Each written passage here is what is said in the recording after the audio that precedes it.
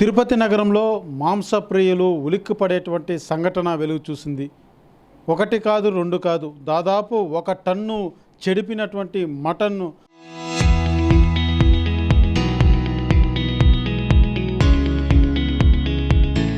మాంసం దొరికినటువంటి పరిస్థితి.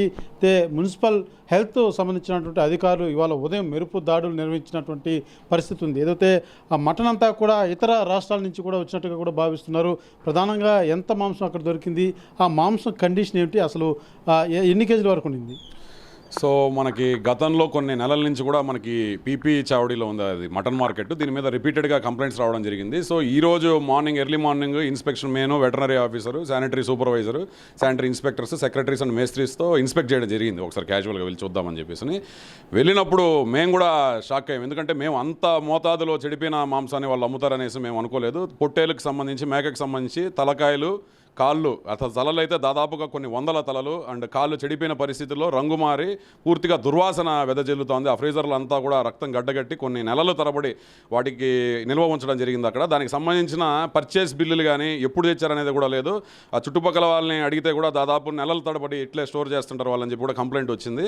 అవన్నీ కూడా మెటీరియల్ మనం టోటల్గా చెడిపోయిన పదార్థాలన్నీ కూడా సీజ్ చేసి మన డంపింగ్ యార్డ్కి తరలిచ్చాము. మొత్తం బ్లీచింగ్ పౌడర్ జల్లి శానిటైజేషన్ చేసిన తర్వాత డంపింగ్ యార్డ్కి తరలిచ్చాము. కానీ ఇటువంటి దారుణమైన పరిస్థితుల్లో ప్రజల ఆరోగ్యాలతో చెలగాటం ఆడే పరిస్థితి మాత్రం ఎవరన్నా చేస్తే మున్సిపల్ కార్పొరేషన్ తరపున మాత్రం మాకు చట్టాలు చాలా స్ట్రాంగ్ ఉంటాయి. కార్పొరేషన్ చట్టాలు ఖచ్చితంగా వాళ్ళ మీద యాక్షన్, క్రిమినల్ యాక్షన్ కూడా పెట్టి వాళ్ళకి నోటీసులు ఇచ్చి పెనాల్టీ చేసి వాళ్ళ లైసెన్సులు కూడా రద్దు చేసి వాళ్ళ మీద క్రిమినల్ కేసులు బుక్ చేసే విధంగా చర్యలు తీసుకుంటామని చెప్పి మనవి చేసుకుంటాం. అంటే ఎన్నేళ్ళుగా సాగుతుందని భావించవచ్చు అండి? ఇవాళ దొరికింది కూడా దాదాపు టన్ను వరకు ఆ మాంసం ఉందంటే ఎన్ని ఏళ్ళుగా ఈ రకంగా వ్యాపారం చేస్తున్నట్టు భావించాలి?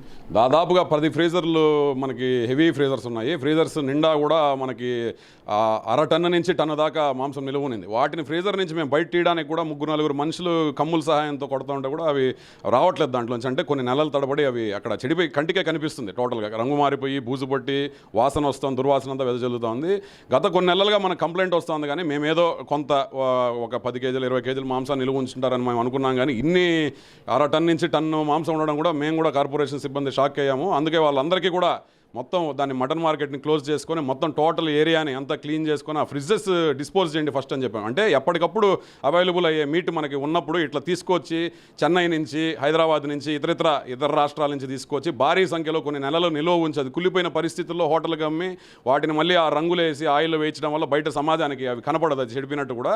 ఇవన్నీ ప్రజలు తెలియక, అది తిరుపతి లాంటి పవిత్ర పుణ్యక్షేత్రంలో ఒక్క తిరుపతిలో ఉండే జనాలే కాదు, ప్రపంచవ్యాప్తంగా జనాలు వస్తుంటారు. అటువంటి పరిస్థితుల్లో ఇటువంటి దారుణమైన ఫుడ్ని వీళ్ళు ఈ రెస్టారెంట్లకు కానీ, ఈ డాబాలకు కానీ, హోటల్స్, టిఫిన్ సెంటర్లకి సప్లై చేసి ప్రజల ఆరోగ్యంతో చెలగాటం ఆడడం అనేది అసలు సహించము. Food safety officer and municipal corporation అధికారులు ఫ్రీక్వెంట్గా తరచూ రైడ్ చేస్తాం. ఎక్కడైనా ఇటువంటి పట్టుబడితే మాత్రం వాళ్ళని పర్మనెంట్గా షాప్ ట్రేడ్ లైసెన్స్ రద్దు చేసి వాళ్ళ మీద క్రిమినల్ యాక్షన్ కూడా కార్పొరేషన్ తీసుకుంటామని చెప్పి కూడా తెలియజేస్తున్నాం అందరికీ. ప్రధానంగా ఇవాళ దొరికినటువంటి వారి మీద ఎలాంటి చర్యలు, అంటే ఫైన్ కాకుండా ఇంత పెద్ద మొత్తంలో తిరుపతిలో దొరకడం అనేది కూడా కొంత సంచలనమే చెప్పాలి. ఎందుకంటే ఇక్కడ కేవలం నగరవాసులే కాదు, అనేక ప్రాంతాల నుంచి కూడా వచ్చేటువంటి భక్తులు కూడా ఉంటారు. అంటే ఎలాంటి చర్యలు ఉండబోతున్నాయి? అంటే ఇక్కడ కోయడము మనకి వెటనరీ ఆఫీసర్ గారు చెప్పిండేది దాదాపుగా ఒక రోజుకి ఒక 200 నుంచి 250 దాకా మనకి ఇక్కడ కట్ చేస్తుంటారు. అది కూడా మనకి డెసిగ్నేటెడ్ ఏరియా ఉంది మున్సిపల్ కార్పొరేషన్ స్లాటర్ హౌస్ అని, అక్కడ మాత్రమే మనం స్లాటర్ చేసి స్టాంప్ వేసుకొని తీసుకురావాలి బయటికి.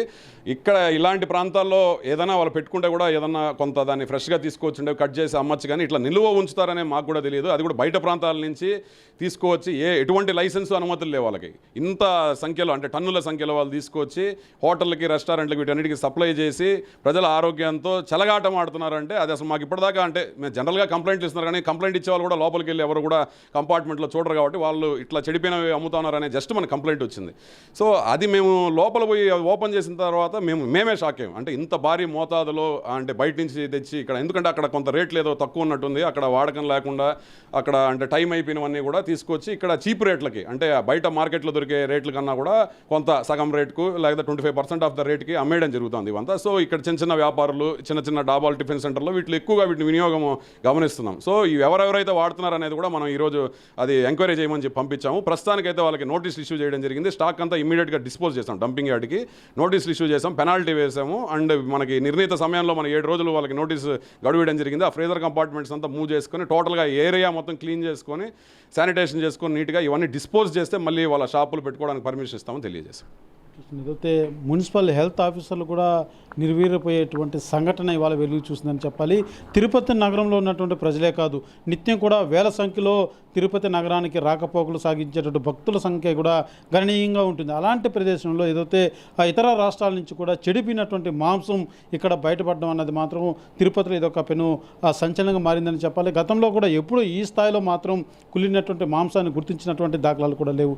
ఇవాళ దొరికినటువంటి మాంసం మొత్తం కూడా ఏదైతే పొటేలు కావచ్చు, మేక కావచ్చు, గొర్రెలు కావచ్చు, ఆ తలలు కాళ్ళు ప్రతిదీ కూడా బాగా చెడిపినటువంటి పరిస్థితి. ఇది రోజులో కొన్ని రోజుల క్రితం కొల్లబెట్టినటువంటిదే కాదు, నెలలు గడిచినటువంటి మాంసం అనేసరిని కూడా హెల్త్ ఆఫీసర్లు అయితే గుర్తించడం జరిగింది. అయితే రాబో రోజులు ఈ యొక్క మటన్ మాంసం ఏదైతే విక్రయాల కేంద్రాలు ఉన్నాయో వాటి మీద పూర్తి స్థాయిలో నిఘా ఉంచుతామంటూ కూడా తెలియజేస్తున్నారు. అదే రకంగా ఈ మాంసాన్ని ఎవరెవరైతే కొనుగోలు చేశారో, రెస్టారెంట్లు కావచ్చు, హోటల్స్ కావచ్చు, ఎవరైతే తక్కువ ధరకు అని చెప్పేసి కొనుగోలు చేసిన వారి మొత్తం చిట్టా కూడా బయట తీస్తాం.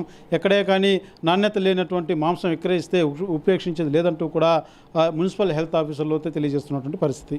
కెమెరా పర్సన్ కోటితో సురేష్, RTV, తిరుపతి.